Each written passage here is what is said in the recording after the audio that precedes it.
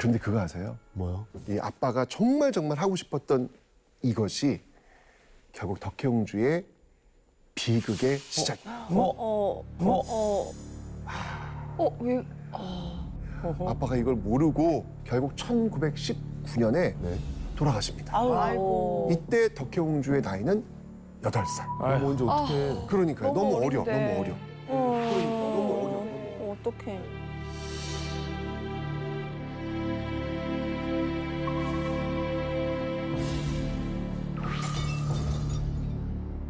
특히 그때 어떤 소문이 돌았냐면 네.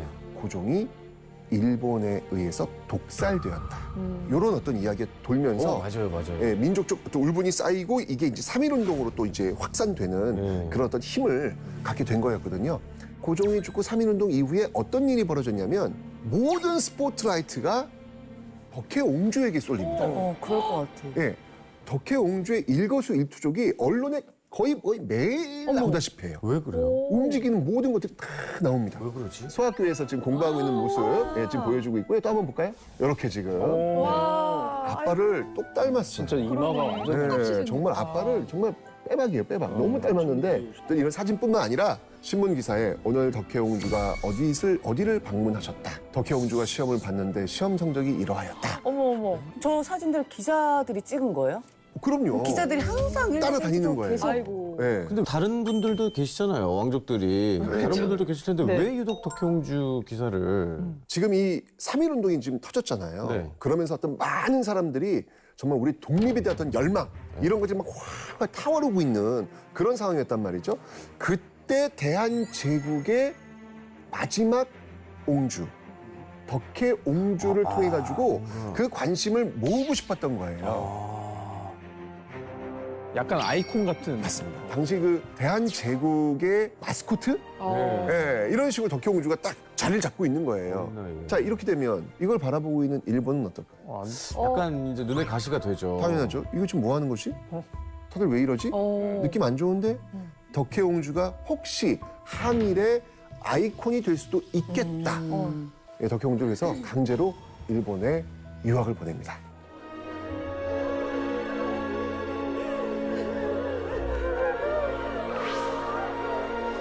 근데 이때가 어느 시점이냐면 1923년에 일본에서 엄청난 사건이 하나 벌어집니다. 그게 뭐냐면 이거 정말 우리한테는 너무 아픈 사건인데 네. 관동 대지진이라는 게 벌어져요. 정말 이 관동 대지진이 벌어지면서 이 도쿄가 그냥 푹썩 내려앉았다고 보시면 돼요. 어마어마한 지진이 벌어졌는데 이때 뭔가 어떤 그 타겟팅이 필요하단 말이죠. 예. 화가 나 있어. 쟤네들 때문이야. 울분이 막 그쪽으로 이제 마녀 쏟아지잖아요. 사냥을 막 시키잖아요. 그렇죠. 이 조센진들이 지금 우물의 독약을 풀고 있다. 그리고 이 조센진들이 지금 집집마다 불을 지르고 다니고 있다. 이 조센진 처녀들의 그 치마 속에 폭탄이 들어있다. 막 말도 안 되는 소리. 이런 소문이 막 도는 거예요. 이러면서 일본 그 당시 피해를 받았던 일본 민중들은 분노하겠죠. 타깃을 잡는 거예요. 조센진 사냥을 시작합니다. 민간인들이 자경단이라고 무장을 해가지고 조선인 사냥을 해요. 진짜 그냥- 못했다. 못해 처음 오네. 길거리에서 이렇게 딱 보다가 너 얼굴이 조선인 같은데 너 1부터 10까지 일본어로 한번 이야기해봐. 테스트까지 해요. 발음을 보겠다는 얘기죠. 발음이 일본 발음이 아니야? 그럼 그 자리에 죽인 거야. 진짜. 그래가지고 무려 백주 대낮에 한 6천 명이 학살돼요.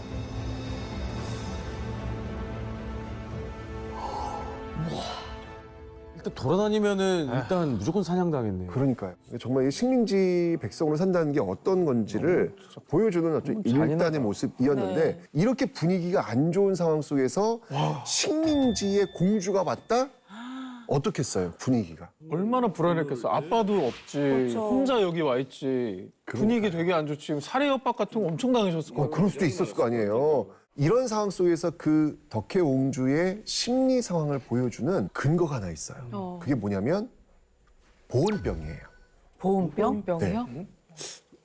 왜 보온병일까요? 본병? 그런 거 아닐까? 애착 인형처럼 항상 있어야지만 편안한? 아니면 고종이 쓰시던 거를 아빠의 이게 유품. 좀, 예, 그건 아니고요. 덕혜옹주 같은 경우는 자기 아버지가 어떻게 죽었다? 독살되었다. 이렇게 이제 생각을 한단 말이에요. 그러니까 이제 일본에 와서 지금 막 분위기가 안 좋은 거죠. 그럼 나도 독살될 수 있겠다. 죽을 수 있겠다. 와, 13살 소녀가 그런 생각까지 했다는 거예요. 예. 얼마나 불안했겠어요. 일본에서 유학하니까 친구들이 있을 거 아니에요. 네. 친구들이 야, 너 이거 먹어. 하면 절대 안 먹어요. 아, 오로지 자기가 갖고 온 보온병에 있는 물만 먹어요. 살해 위협이 있으니까. 얼마나 두려웠으셨을까. 그런 과정에서 비극은 연이어 벌어집니다. 어머. 1년 뒤 1926년이죠. 26년에 오빠 순종이 죽게 됩니다. 그리고 또 3년 뒤 1929년에는요. 이건 정말 큰 아픔이죠. 자신의 어머니 귀인 양 씨가 돌아가십니다. 자, 엄마가 죽었어요. 상주니까 예. 그 상복 입고 예를 해야 될 거 아니, 아니에요. 그건 당연히 해야 되는 일이죠. 그런데 일본이 이걸 금지시킵니다. 어? 상복을 입고 예를 취하는 걸 못하게 해요. 왜요? 왜요? 아까도 이야기했지만 덕혜옹주의 엄마는 천민 출신. 출신 때문에요? 지금 덕혜옹주는 일본 황실에 들어와 있는데 일본 황실이 천민 앞에 상복을 입고 이건 않는다. 그래도 말도 안 되는 거죠. 그런 게 부모와 자식 관계인데. 천륜인데 그거는 또. 그러니까 이것 때문에 또 엄청나게 상처를 받은 거예요. 야, 근데 진짜 아이러니컬한 게 아빠가 그렇게 노력해서 요청해서 그 입적을 시켰는데 이것 때문에 이 모든 걸 못했다는 네, 거예요. 그러니까 더 그 아빠가 하늘에서 눈물을 흘리면서 대성통곡하는 일이 또 생겨요. 여기서 아직도 안 아직도 끝났어. 비극이 끝나지 않은 거예요? 어떻게 보면 이 당시 여성들한테 가장 중요한 일 바로 결혼입니다. 결혼 결혼. 또 잘못됐어요? 또 아까 얘기했지만 돌아가시기 전에 가장 걱정이 뭐였냐면 일제강점기였으니까 혹시 일본의 강요에 의해서 일본 사람한테 시집갈지도 모른다는 걱정이 있었던 거예요. 네. 큰 걱정. 내가 살아있을 동안에 한국인하고 이렇게 좀 짝을 지어줘서 잘 사는 모습을 좀 봐야 되겠다. 이게 다 아빠 마음이 아니겠습니까? 맞아요. 그래서 당시 그 빵빵한 집안 그 대신에 네. 아들을 이렇게 약혼을 시켜요. 다 되는 거 같죠? 네네네. 근데 이 사실을 또 일본이 안 거예요. 어. 일본이 알더니 무슨 소리? 아니 황실로 입적을 시켰는데 이거 보고도 안 하고 저희들 마음대로 안 돼.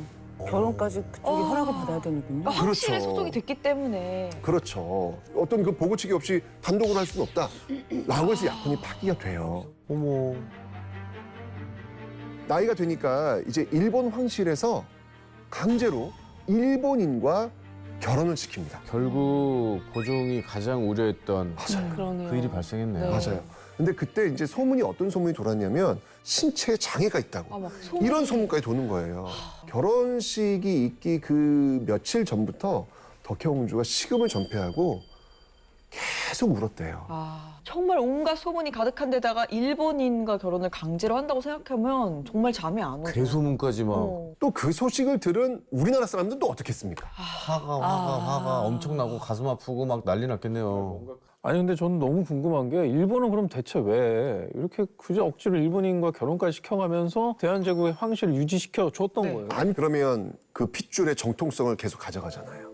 이걸 완전히 정통성을 끊어버리기 위한 어떤 그런 의도 속에서 일본인 핏줄을 섞이는 거예요. 섞이고. 예. 흡수하는 그런 느낌이. 그렇죠. 그러니까 순혈주의를 못하도록 만들어 놓는 그러니까 것이죠. 우리 조선의 황녀 이런 말을 못하게 그렇죠. 하기 위해서 계속 희석시키는 거. 얼마나 가슴 아픈 일이에요. 그러니까 이게 뻔히 보이는 거라. 이런 소식을 들었을 때 이 조선 사람들은 얼마나 가슴이 아팠겠어요. 덕혜옹주도 울고 조선 사람들도 우는 거예요. 아, 이 당시에 이 아픔을 단면적으로 보여주는 신문 기사가 하나 있습니다. 네. 지금 덕혜옹주가 지금 드레스를 입고 있는 그 네, 네, 모습이에요. 네. 지금 그 옆에 신랑이 서 있거든요. 신랑 사진 지금 어때요? 지웠죠? 신부 지금 드레스 입고 있는 옆에 검은 지금 공비돼 있잖아요. 검게. 저 없는 원래 있던 거예요, 사람이? 네, 저게 원래 사람이 있는 거예요. 저 지운 거예요? 지워낸 거예요. 아, 그 왜 송기종 마라톤에서 그 일장에 지운 느낌 있잖아요. 네, 네. 어, 여기서 그런 일이 벌어진 거예요. 그렇네. 이거는 도저히 이걸 기사로 낼 수가 없었다고 본 거죠. 결혼 사진은 당연히 신랑 신부가 함께 있는 사진인데 그러니까요. 저거는 네. 단독 원샷을 내보냈네. 이게 얼마나 그 당시에 사람들이 아팠을까라는 걸 이 사진을 통해서 볼 수 있는데, 근데 옆에 사진을 보시면 알겠지만 이 결혼한 이 신랑, 이 소 다케유키라는 그런 인물인데요. 도쿄대학교 출신의 시인이에요. 예. 근데 중요한 건 뭐냐면 이 집안 자체가 대한제국 옹주와 결혼할 수 있는 급은 아니에요. 이것도 역시 일본의 의도예요.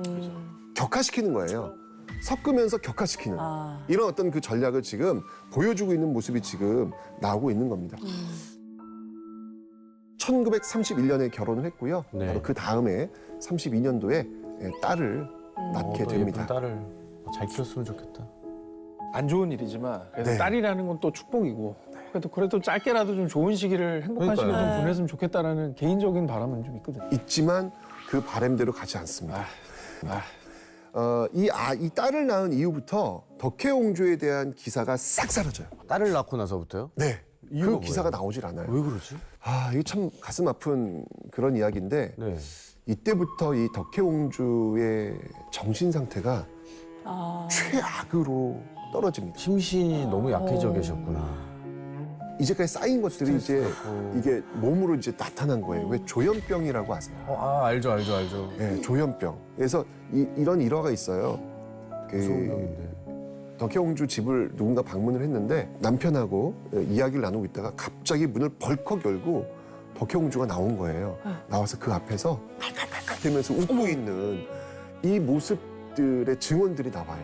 근데 이 상황에서 제정신인 게 더 이상한 것 같아요. 그러니까요. 네. 맞습니다. 정확히 지금 말씀해 주신 거예요. 결국 이제 이런 과정 속에서 1945년 일본이 패망을 합니다. 예. 일본이 패망을 하니까 어떤 일이 벌어지냐면 일본 황실에 대한 일본 재정 지원이 끊겨요.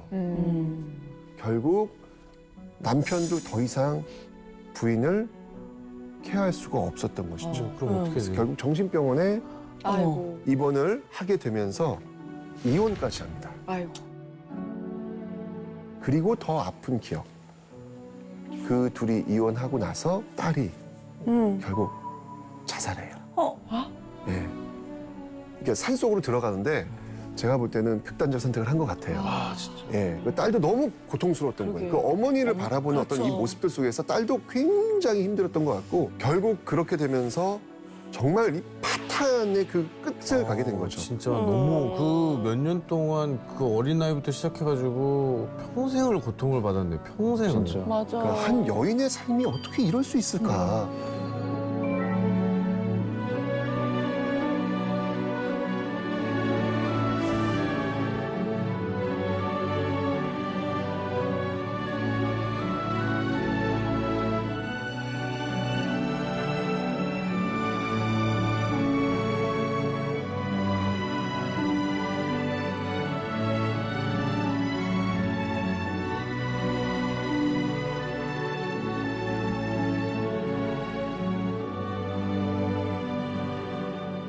그래도 광복됐잖아요. 네. 네. 이제 정말 그리고 그리던 자신의 고향으로 그래도 오면서 또 마음의 치유를 또 할 수 있잖아요. 네. 다시 왔어요? 못해. 왜요? 대한민국에서 거부합니다. 일본 사람이랑 결혼했다고? 아니 왜냐면 왜였을까? 왜냐면 이제 이승만 정부가 들어선 거예요. 들어섰는데 대한제국의 그 핏줄이 들어와서 스포트라이트를 다시 받는 걸 원치 않는 거예요. 그러니까 그래도 사람의 도리로 이렇게 좀 모셔라도 올 수 있지 않나요? 이유는 있어요. 왜냐면 나라를 시민대로 만든 게 누군데 이 사람들 때문인데 이 사람들이 여기 왜 와야 되는데 자의적으로 간 건 아니잖아요. 물론 그렇죠. 자의적으로 간 희생양인데. 그렇죠. 그럼에도 불구하고 입국이 안 됩니다. 차일피일 미뤄지면서 계속 넘어가다가 결국 이승만 정부가 끝나고 나서 박정희 소장이 이제 권력을 장악하는데 그때 고종이 약혼시키려고 했던 그 김장한의 형이 있어요. 그 형 김을한 마침 기자였어요. 이 기자가 그 박정희 당시 의장 국가재건 최고회의 의장을 만납니다. 만나고 나서 지금 일본에 덕혜옹주라고 대한제국의 그 마지막 황실의 딸이 있는데 너무 가슴이 아픕니다. 이제 모셔와야 되지 않겠습니까? 라고 하자 이제 그때 이 박정희 의장이 뭐라고 하냐면 고종이 딸이 있었어? 그러니까 전혀 모르는 거예요. 수십 아예 년간 지워버렸구나, 스포트라이트에서 대한민국에서. 그렇죠. 시간이 그렇게 지나면서 기사를 내고 네, 우리 시간이 지나면서 아이콘이었는데. 완전히 잊혀진 거예요. 고종이 딸이 있었어? 허허, 그럼 모셔봅시다. 라고 해가지고 1962년 드디어 덕혜옹주가 들어옵니다.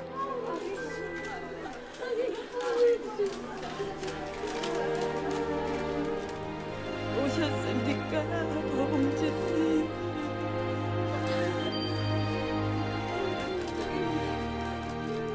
2년 만에 너무 네. 많이 지났다 시간. 그래서 이 창덕궁 낙선제에서 네. 머무시다가 1989년에 결국 돌아가세요.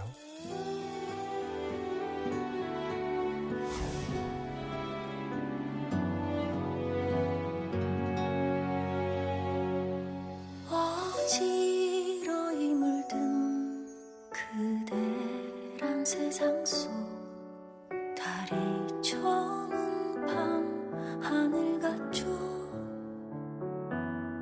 스치는 바람에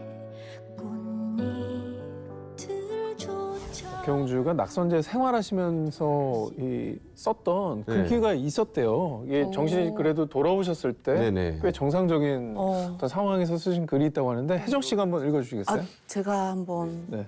나는 낙선제에서 오래오래 살고 싶어요. 전하, 비전하, 보고 싶습니다. 대한민국 우리나라.